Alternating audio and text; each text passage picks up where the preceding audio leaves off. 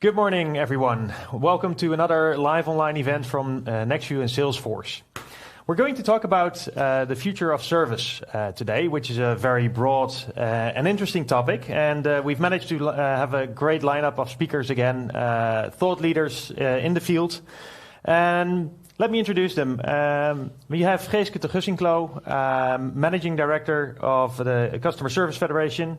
Your organization is doing a lot of great work for the industry, which you're going to elaborate on later on. Welcome. Thanks for being here. Yeah, happy to be here. We also have almost a regular on our program now, Marco Kiers, RVP Service Cloud at Salesforce. Good morning. Welcome, Lars. And last but not least, we have Stef van Oever, Practice Manager Customer Engagement at NextView. Welcome, Stef. Thank you, Lars. It's great to have you here at the table because the future of service, it's a really broad topic. There's a lot of stuff happening in the environment. So what I would like to do is ask you a question to summarize what you think the future of service holds in one word. So I'll give you some time to think about it as well. And in the meantime, I have a call to action for the audience. If you're a regular to our webinars, you know that we like to make these sessions as interactive as possible. We're going to have a blast here, but it's going to be much more interesting if you ask questions, pick the brains of the panelists here. So if you look at your screen on the right side, there's a box where you can pose your questions. Your questions will end up on my iPad, and I'll relay them to the panelists. So please, I invite you to and encourage you to be as interactive as possible and ask questions. The future of service, again, very broad. So what we try to do for today is look at it from three different angles, from a human perspective, from a technology perspective, and also from a business perspective, bringing everything together. So I hope that's going to be very interesting for you as well. And obviously, it's not something that we just think of everything ourselves. At NextView, we have a great partnership with Gartner, where we use papers for inspiration for these sessions. So for today, we have a great paper that you can download from our website. It's called the Future of Customer Engagement Center. If you haven't done it already, please do so. It's a free download from our website, so by all means go there, nextviewconsulting.com. All right. With no further ado, in one word, Geeske, what's the word that comes to mind? My word is added value, 2 words, but make sure you add value in every contact with your customer. Added value for the organization in terms of data or customer insights, but especially added value for your customer to make these special moments, these wow moments. Beautiful. Well said. Thank you. Thank you. Yep. And Marco, from your perspective? I was thinking of the word hybrid. And hybrid because there's, of course, human-to-human interaction, and that's blending with AI, creating a hybrid approach to faster case resolution. At the same time, we're talking about more self-service, but also when that's not sufficient, move into human-to-human interaction, creating a hybrid approach. And there's also a more hybrid approach when it comes to the channels that companies are using. So basically hybrid in every sense. Yeah. Very good. Thank you. Stef, one word from you. Well, it seems that the best 2 words have already been chosen, so it makes it a bit more difficult for me. I'll settle for the word engagement, and for the reason that I believe that customer service in the future will be more of a collaborative effort. Not just collaboration within an organization to service their customers, but also collaborating with other organizations, taking part in an ecosystem, and even allowing customers to help other customers, and all together have that shared goal of creating experiences. It's a bit hybrid, actually. It is a bit hybrid, but yeah, I had to choose another word, unfortunately. Yeah. Yeah, is that how we're going to do it today? Yeah. It's a bit like that. It needs to be interactive, right? You told me that. Yeah. No, absolutely. So it definitely needs to be interactive. So again, audience, if you have any questions, please post them in the text box, and we'll relay them here to the panelists. Now, Back to Geeske. Klantenservice Federatie, Customer Service Federation, you've kicked off an initiative to redefine customer service, and I want to hear more about that. But before you do, perhaps a quick introduction of the organization would be in order, because you're doing a lot of great work, and I think it's going to be interesting for the audience as well. Yeah. Thank you. Well, I'm a director of the Customer Service Federation, but I'm also a psychologist. So I am very interested in people, especially how they react to change, to transformation, and as well customers as employees. So it's an interesting time at the moment. Then our federation, I'm proud of it. We have more than 200 members, great expert groups where we talk about leadership, about work from home, which now very hot, artificial intelligence and digital transformation. So different topics where we learn from each other in best practice. And if you're not a member yet, maybe join us after this session, because we need the people to build the future for customer service. Yeah. Next level, customer service next level. Beginning this year, I was reading the newspaper and saw a few bad stories, negative stories about our profession. But there are also a lot of beautiful stories about our profession. So we were thinking we will change it, and we have to think about our future, and we need people to join us. So I posted on the website, and more than 100 professionals joined us to do that. And one of the first was Steph. So maybe you can tell us why you joined us. Yeah, definitely. Yeah. So. You were talking about the negative press around being in customer service. And there was this one paper in the Volkskrant back a couple of months ago of a journalist that went undercover at a big Dutch retailer. And I think it was the same article that triggered both of us. Yeah. At Nextview, we believe at creating a positive impact on the things that we do. And for me, it was always quite hard to explain what the positive impact should be when talking about customer service. Like, we want to have a positive impact on customers, but there's more humans involved in that process, being the people in customer service. And then also the initiative was communicated. So yes, I was very quick in signing up for that one. Yeah. Very glad to be thinking along. Yeah, well, that was great. And we made a dream. We made 7 dreams about the future. And I can share these with you. Yeah. So just before you dive into that, I think it's really interesting. I mean, the bad press it's often about a contact center, not necessarily about customer service, because everybody loves good customer service. And this was about a very tiny aspect of a contact center. They tried to create a profit center in an extreme way, basically. Yeah. And I think it's good to mention that there's a lot of good stuff happening as well, and there's a lot of contact centers doing a great job out there. So sorry, but please. Most of them are working perfectly, but we still have to think. All of us have to think about the future to keep it interesting for organizations. Our first dream is that the position of customer service is never in question. Our workers talk to customers every day. They know exactly how our organizations perform. They have feedback, recent stories, and they bring it together in the organization. Customer satisfaction is a responsibility of all departments, but I think customer service is the engine, and we have to be this customer engagement hub to create beautiful customer experiences. Yeah. I think that's actually one of the things that has really occurred in the last couple of months, obviously, due to the situation that we're in. Customer service is a very distinctive point for companies to differentiate. Yeah, and if you want to know how it's about your customers, you have to ask it at customer service. Yeah. Second dream is the customer service is a winning strategy.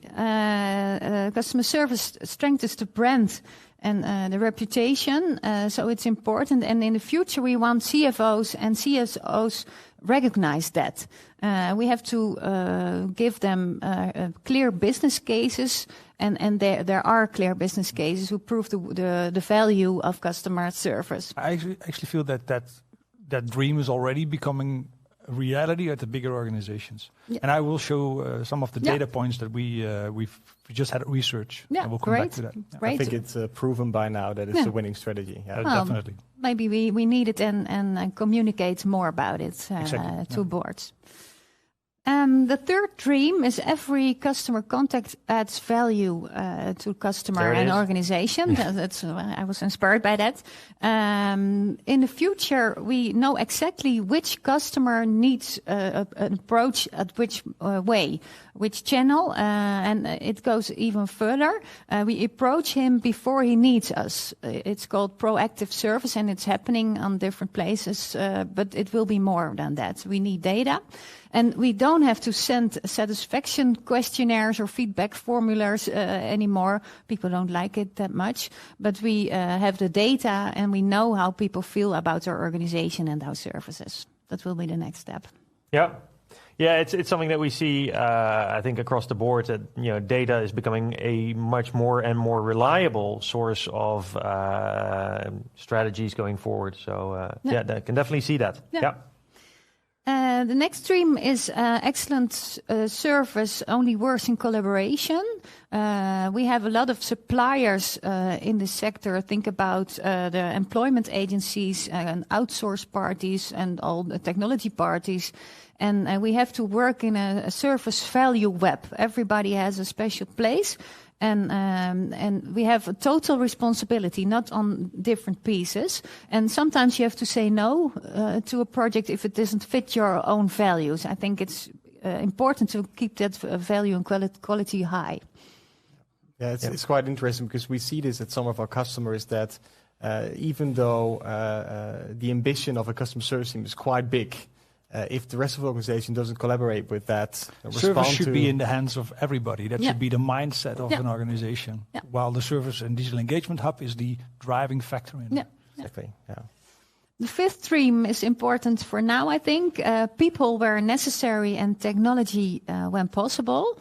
The future customer service manager is an expert in technology. He knows exactly what is possible, what's available on the market, and plays a crucial role in buying stuff and not only letting it to the IT department. He creates technology on a customer-centric way, but also has people there for this special moment. When people want to talk to a human being, we have to arrange that and make special moments. I think that's still something for a human-to-human moment. Yeah.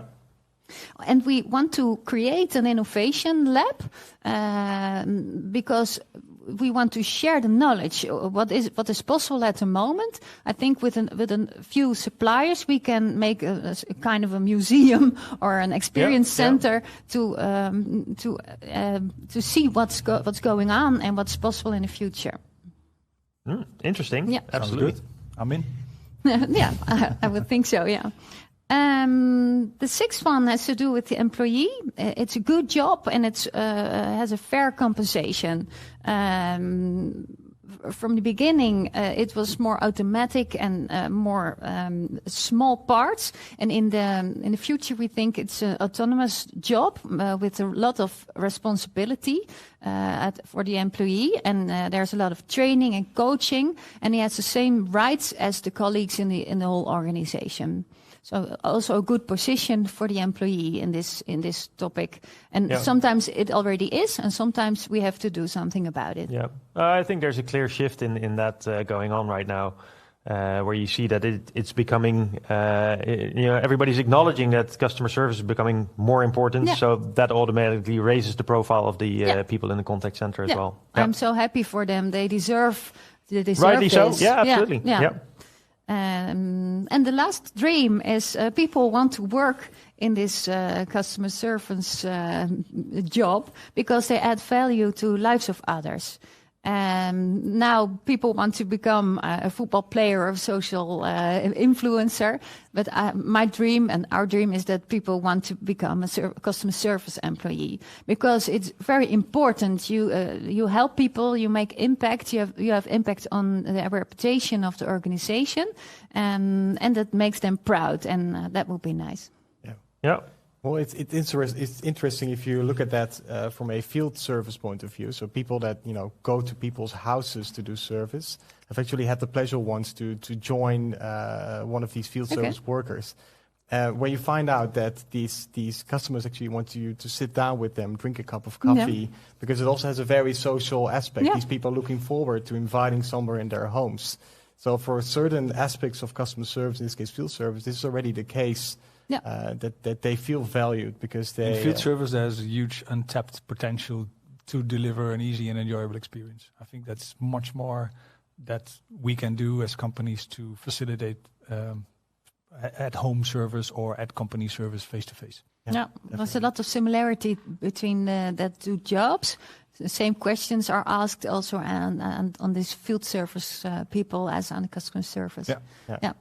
Very good. We actually have a question from the audience. And once again, if you have questions, keep them coming. I'd love to answer them.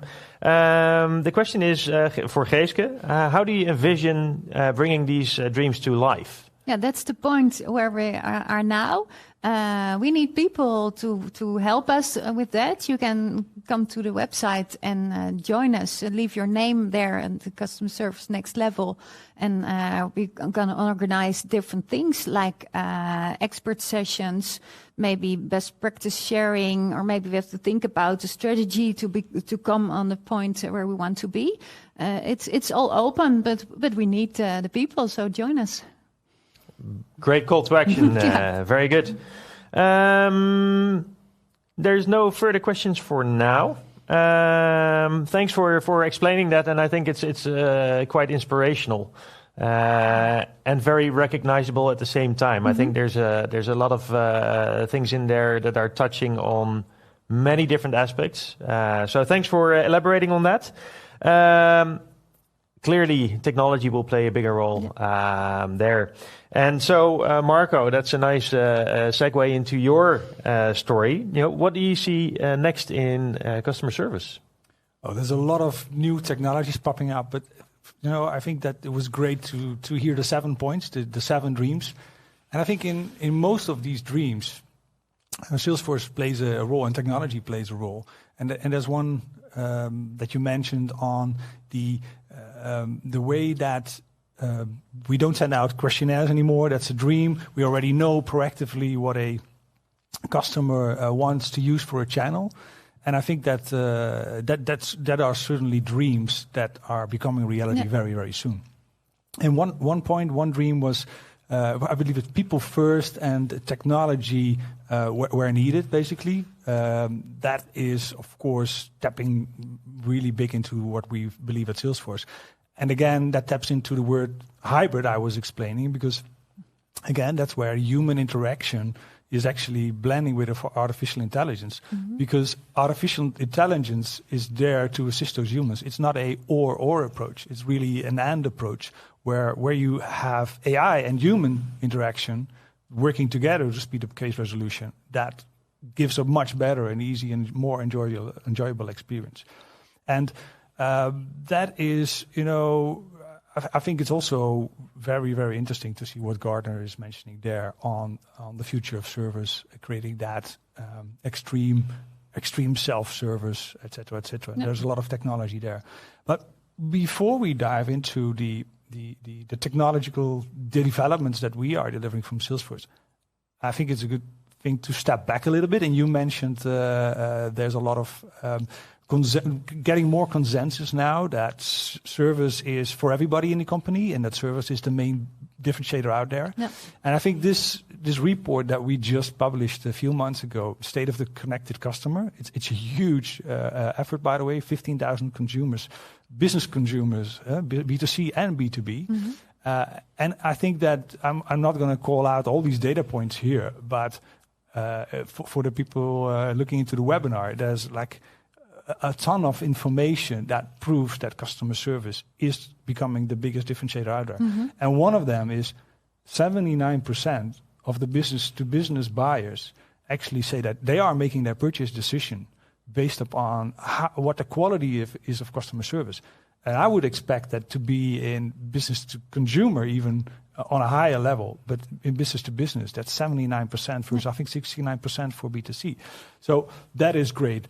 And that to do that is extremely difficult to deliver that type of service, to make that differentiation possible, to do that with siloed systems, disparate systems, a lot of legacy systems often, different data flows needing to go into one screen. And at the same time, you have to do that via different channels on a global scale. And that's often where companies struggle. Yeah. So, sorry, so on the slide that we are showing here, I think what is really interesting, and it surprised me a little bit, I mean, we've been hearing about that the B2C and B2B experience are becoming, are getting closer to each other. People in the B2B environment expect a B2C experience. And I think this really shows that. I mean, look at how little difference there is between consumer and business buyers. So I think that's the ultimate proof of that development. So really interesting. Thanks for sharing that. Yeah, to both is very, very important. And these data points are there. And when I said it's difficult to do that, Gartner mentioned, I talked about the siloed systems and the disparate systems. Gartner mentions it in the report you're sharing online, right? Yep. They said companies need to adopt a channel-free mindset. Need to have a channel-free mindset and blend traditional channels. They're certainly not old. Traditional channels with emerging channels such as chat and digital, etc. And to that point, Gartner is still having, if you already have that sheet. So Gartner is still having a Magic Quadrant, for example, for the digital engagement center, where Salesforce has a worldwide leading position, and also has a separate Magic Quadrant for the contact center as a service. But when you talk about channel-free mindset and siloed systems, this is an example where you have in the contact center as a service, you have telephony, IVR, workforce management. Those are different companies in that Magic Quadrant traditionally. And we are having a leading position in digital customer engagement center with case management, knowledge, digital channels and everything. Those two worlds need to blend. So what we did from a technology perspective is work together with a partner, work together with Amazon and really create that out-of-the-box experience, what's called Service Cloud Voice. And this is one of the biggest differentiators or the biggest technological advantages that we've built. It's going to be difficult for Gartner maybe to create a new Magic Quadrant based upon this technological development. So let me explain a little bit, if you can go to the next sheet. Yeah. What that is, because what we actually did is create that out-of-the-box experience to quickly scale up a digital engagement hub, including telephony, so traditional channels and emerging channels combined, have customer 360 data, all the data that you have on a customer, present that, to have that proactive approach. Phone calls will not pop up in a different screen, but be in the same channel window, omni-channel window, as chat, as email, as social. Everything pops up in that same channel, so the channel-free mindset. And then when you digitize voice, a traditional channel, and make a speech-to-text translation, so if somebody says something, that pops up in a window to the bottom right as if it were a chat, then suddenly you can analyze those words, emotions, but also things like next best action become possible. Having AI and analyze that data and present that to the employee gives the employee a much better experience. But at the same time, he can offer things, upsell to a customer, or send articles very soon. So that easy and enjoyable experience is crucial. And those things like Service Cloud Voice actually make that possible. So that is the channel-free mindset. But of course, we mentioned also case deflection being really important.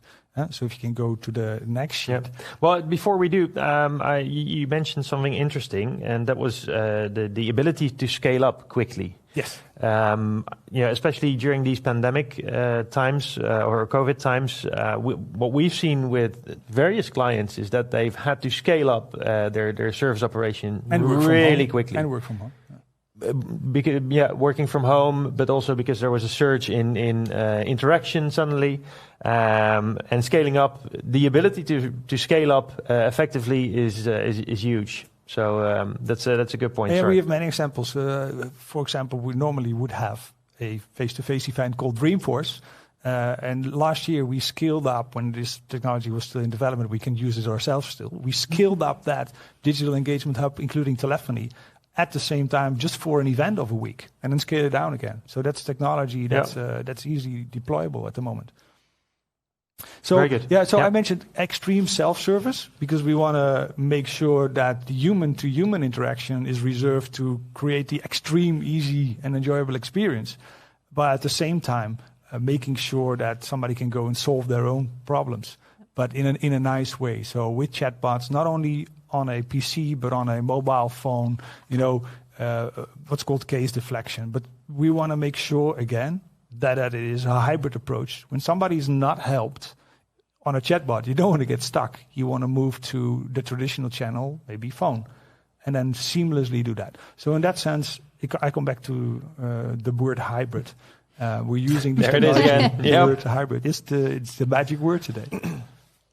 So basically, that's the things that we are doing. Extreme self-service, AI, blending that emerging and traditional channels together.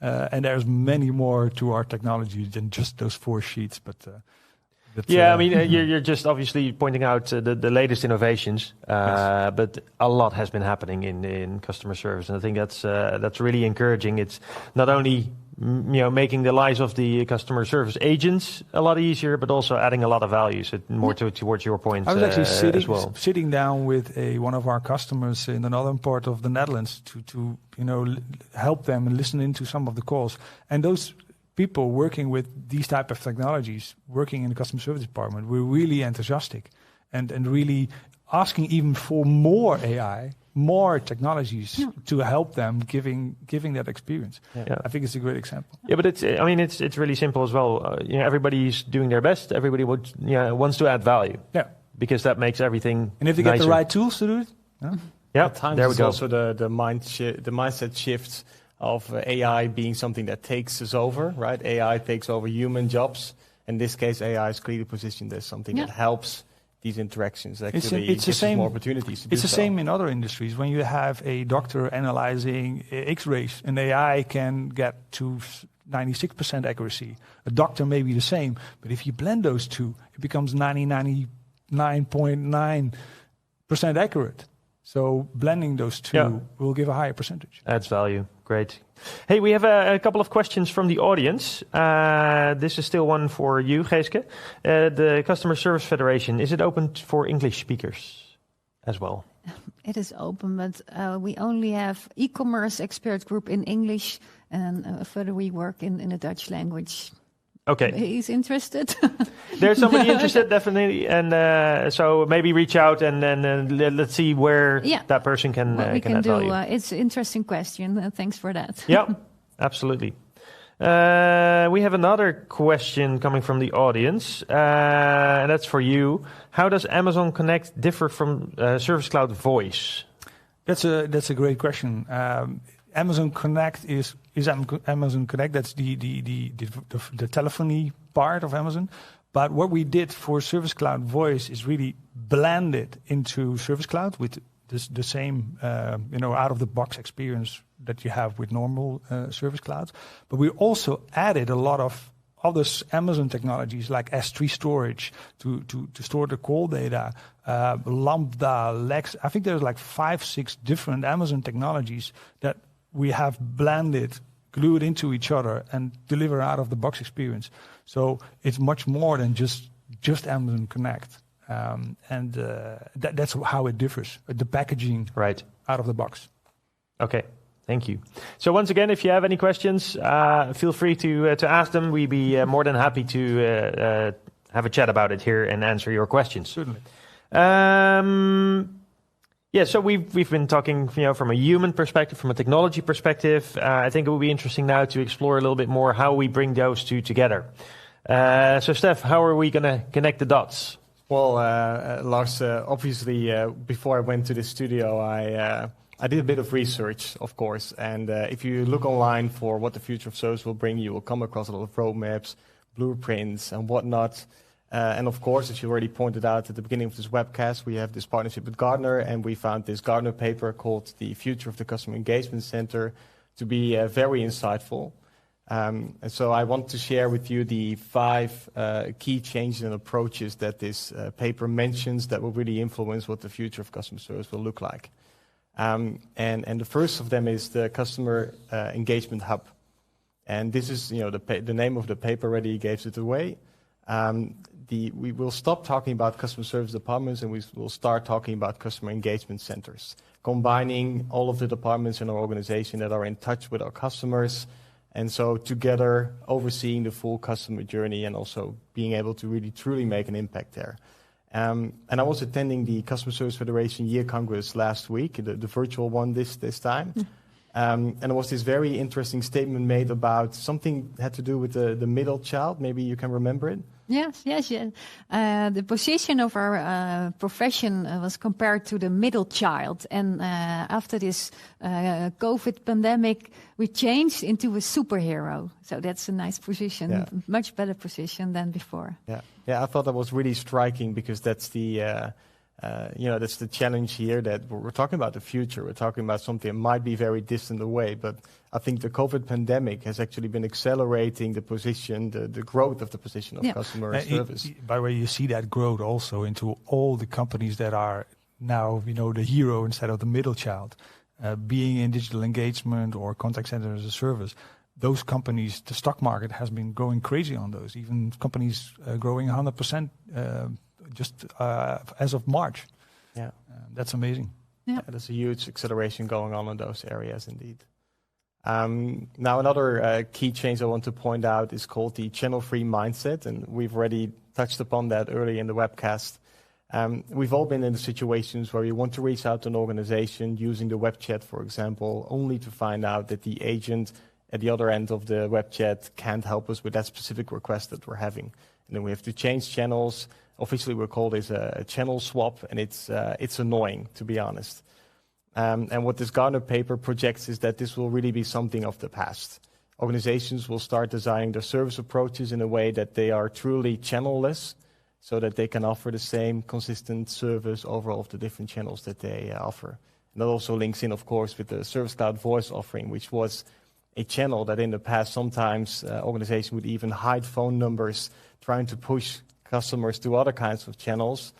These kind of technological innovations actually make these channels much more efficient again. I even recently had a case of a globally operating company that closed down sending an email web form during office hours. But these were US office hours and they were delivering on a global scale. That is just, that needs to change. Yeah, definitely. So that's one of these great examples for a channel-less mindset.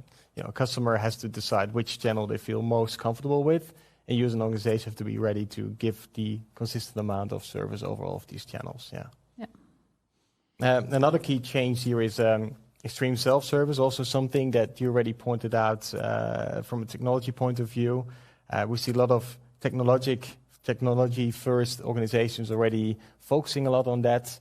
So that means that rather than investing time and resources on just helping in a transactional way your customers, investing the same time and resources in building online platforms for customers to help themselves. In most cases, if executed in the right way, of course, it will also increase your customer satisfaction in that area. And while I was reading about this, I was also wondering, Geeske, because you're talking to a lot of customer service managers in the Dutch market, do you ever come across a customer service manager that is reluctant of really investing in self-service because it will have a negative impact on the role of customer service agents? No, I think people are convinced about innovation. There's a lot of technology we can use for this profession. And we know customers like to do things by themselves. So it creates customer satisfaction. And from a cost point of view, it can be interesting also. But there are two reasons why it's interesting. And I think we create also new jobs in data analytics or making these one-to-one moments even more special or maybe more intense. So I think we realize we are part of an innovation and a transformation, what's going on, and we can arrange it. And we often think, by the way, as self-service being something to solve a problem. But to the proactive point again, self-service is also making an appointment for somebody to visit your home, not between 8 in the morning and 8 in the evening, but really on a time slot that you want yourself. Yeah. And that you can be sure that that time slot is used. That's also self-service. Yeah, definitely, yeah. And I think also you make a very striking point there that these innovations that are going on are giving a lot of career opportunities for the people that are involved today in customer service, because they will also have to develop in other ways. You said data analyst, for example, which also provides them with new opportunities, of course. Yeah. The fourth key change I would like to highlight here is the digital customer service ecosystems. When I first read the word ecosystems, I immediately start thinking about technological platforms, but Gartner... I always have that word. I would expect that from you. So I actually had to read the literal explanation of what they meant with ecosystems. And in this case, they're talking about a network between people, organization, and things that together serve a purpose. And in this case, that purpose is customer service. And what Gartner projects is that, as I also said at the beginning of this webcast, so maybe I was right after all with my engagement. With your single word, you mean? Or my single word exercise, yeah. This is really where we start engaging with other parties that are involved in delivering great customer service. So partners of our organization, other customers helping each other, and these kind of things. So Gartner projects that the involvement in such ecosystems, facilitating or being involved in them, will be much larger in the future. Mm-hmm. And the last one is definitely not a new kid on the block, but very important to mention. It's the customer data privacy protection by design. That's a mouthful, but what it actually tries to say is when you're engaged with all of these new technological developments, you're really guiding your customers throughout the customer journey from the beginning to the end. There will be a lot of customer data involved. And that also raises some concerns on how safe is it that we have all of this customer data. So what Gartner states that in the very design of your service processes, you should be very mindful of how you interact with your customers' data. I was also thinking of it that it also serves a very great purpose in usability. Because you can imagine, let's say you're working at a financial service institution, like a bank, a customer is really reaching out to you with a question about the mortgage, for example. At that point in time, it's not relevant for you as a service agent to also be seeing information about the current balance, insurance. That's all information that is important for your customer 360 view, but not for that specific interaction. Good point. So also in terms of usability for your platforms, privacy will also have a great impact on that one. I think it's very important at this moment when we work from home, like 90% of contact centers work from home at the moment, and after COVID pandemic, we expect 50% stays working at home. So good technology and good privacy will be very important for our profession too. So I'm happy. Because it will be more difficult to monitor. And you have to arrange it more better. More good. Yeah, definitely. We're essentially taking home the full CRM databases, and we should be very mindful of that happening and make sure that security is always first. So that's also why Gartner pointed it out as one of the key changes for the future. Great point. So combining these 5 key changes for the future, Gartner has defined 4 future scenarios of where customer engagement centers might grow to. And those are plotted out of 2 different axes. One X tells us how big is the customer service ambition? Is it an ambition of one team in our organization, or is it an ambition for the full organization? Becomes it our critical mission to deliver great customer service? And then on the other hand, we've got the X that tells us how much are we involved in ecosystems. Being from one end, we are doing this very central. This organization is taking care of the full customer service delivery by themselves. Or on the other end, we're really involved in ecosystems involving partners and other customers in our service delivery. So the first scenario I would like to point out here is the interaction-based scenario.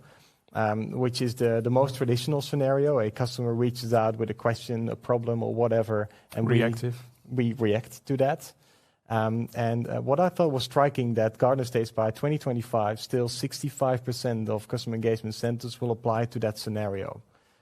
Now, if you want to differentiate on cost, then that might be the right strategy.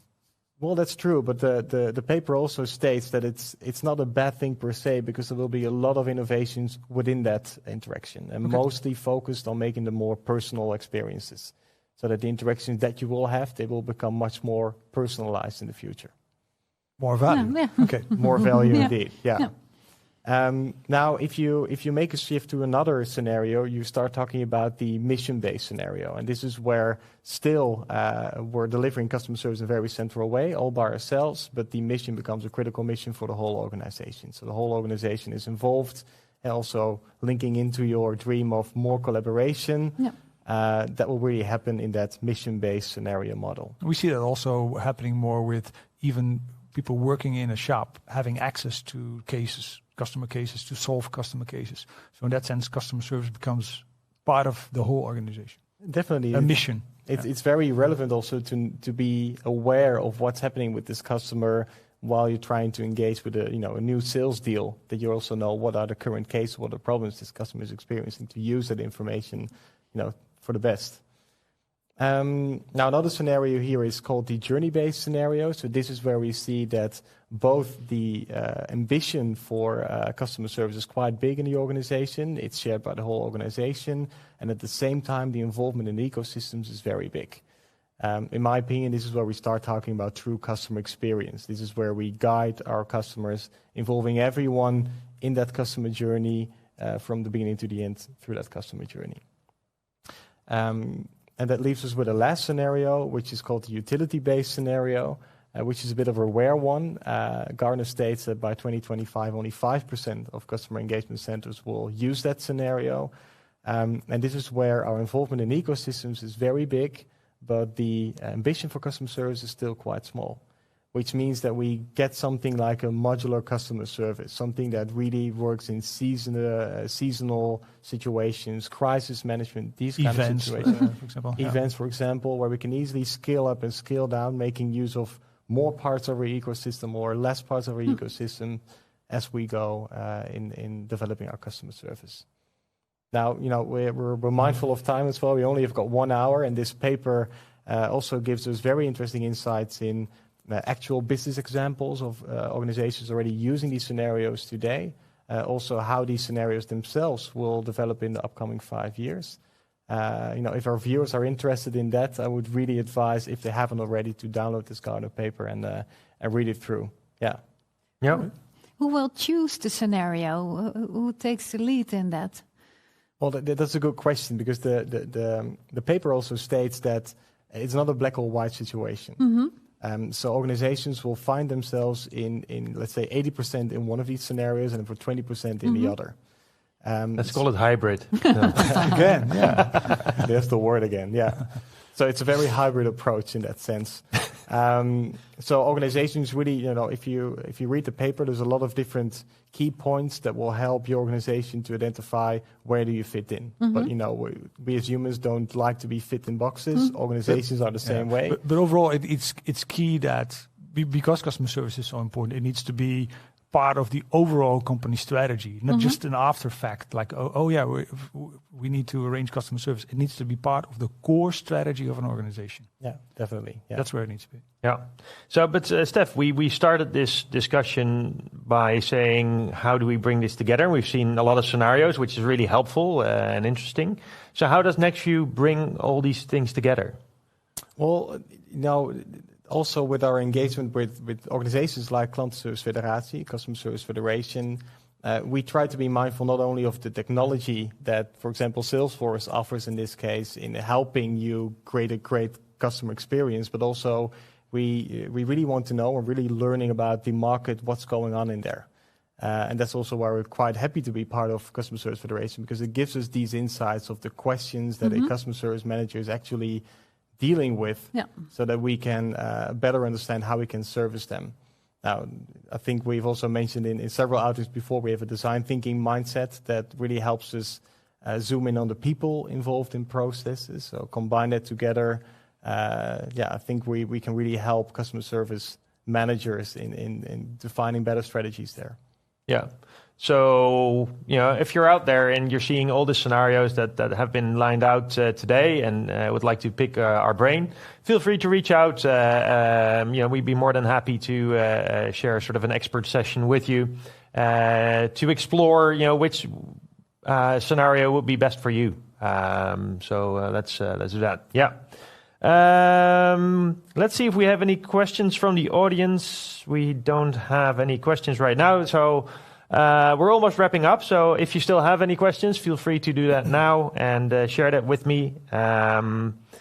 Then, if there's anything further from you guys, it's time for a wrap up. Final thoughts, Geeske?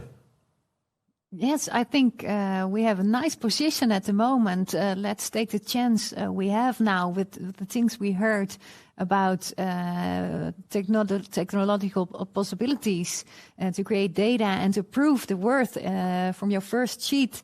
We can show it. It's important to do it this way. So keep up the good work. Yeah. I think we're in a unique position. Yeah. Absolutely. Yeah. Marco, any final thoughts from you? Yeah, so normally I would be now at this time at Dreamforce with 400,000 customers worldwide. So we've tried to create that in a digital way, which is called Dreamforce to You. So if customers are interested, we can go do it together, Dreamforce, but a special Dreamforce experience with a design thinking session focused on customer service. I would like to offer that to the audience. That's a great offer, and hopefully we'll be taking you up on that. Yeah.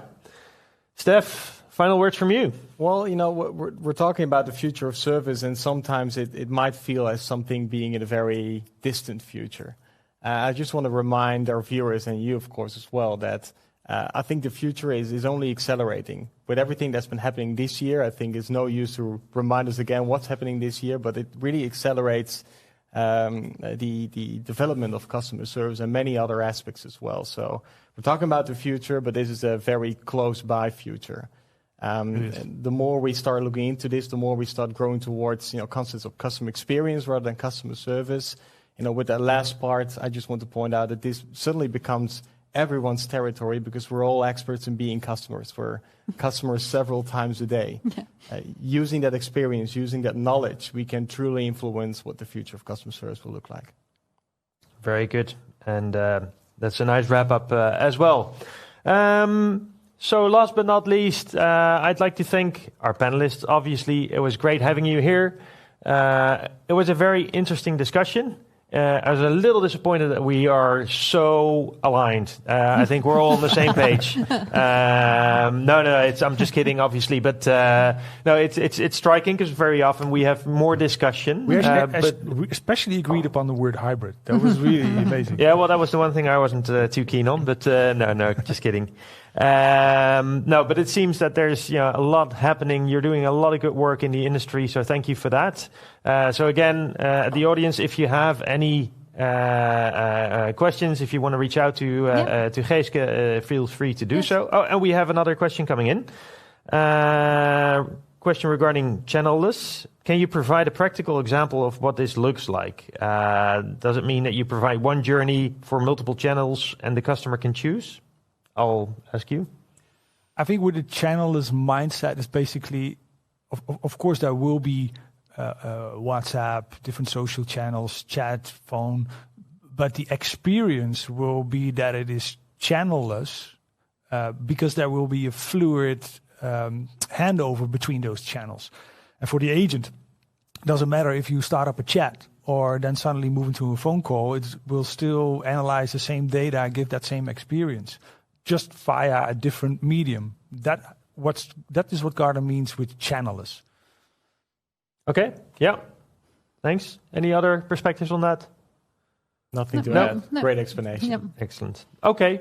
Well, very good. Then, as you can see on the slide that we're showing right now, we do these webinars on a monthly basis. And We also record them, so if you want to watch them back, there's a lot of interesting topics out there. Please go through nextviewconsulting.com to either download the Gartner paper or look at the resources that we have there.